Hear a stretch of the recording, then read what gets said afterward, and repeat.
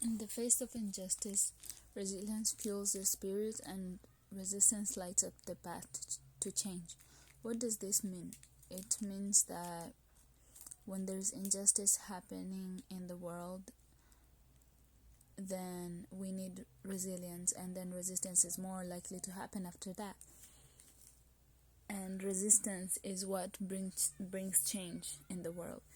In the novel of Betty, the author and the illustrator, they use the story and visuals to depict these themes by using these three sins that I picked, that I find they show resilience and resistance most.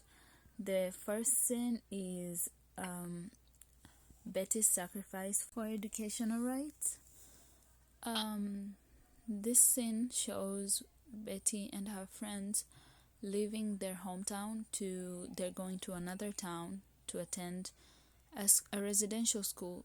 This shows that residential schools weren't very accessible and comfortable to indigenous people back then, but even though some of indigenous people, they still chose to attend to them because they wanted to get education. So either way, they just left everything behind, their family, their home, and traveled to a whole other province just to find education.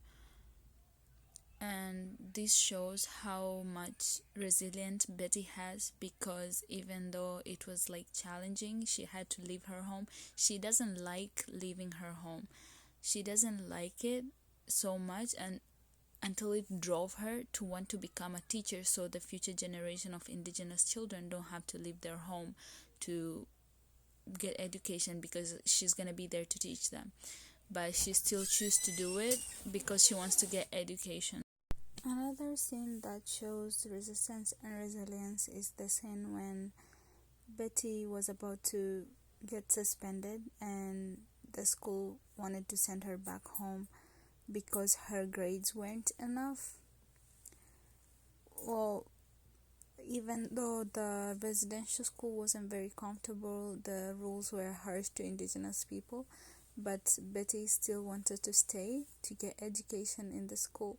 She decided to write a letter to the school board to plead to keep on studying in the school so that she can get education. So this shows how resilient and tough Betty was.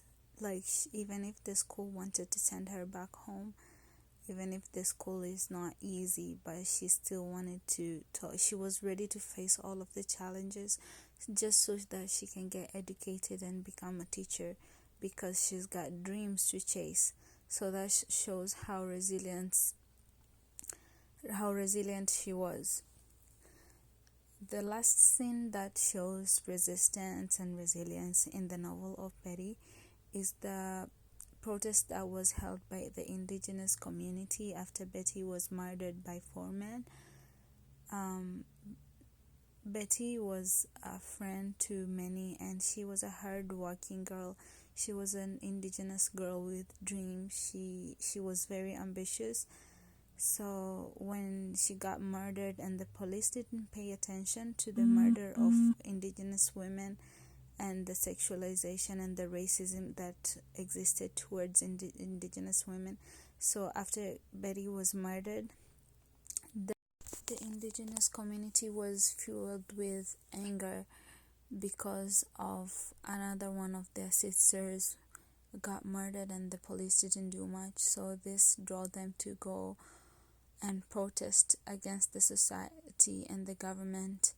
They went to protest and they were shouting that they want justice that instant, and they want the sexualization and the racism to end right there, because then they were tired and they wanted that to change, and they wanted their women to be more safer, considering that they are the first people of Canada. They are the first nation, and people who came there, they started bringing like a lot of cases and a lot of problems. So they just wanted to make a safer community and a safer society and environment for everyone. And they wanted the racism and all hate towards the indigenous people and women to stop. So this shows that Betty brought an impact to her community until they decided to stand up against racism and sexualization and all of that. It shows that she had an effect even after her death. Today, in the times that I live in, the times that I was born, there are a lot of genocide and massacres that are happening in the world.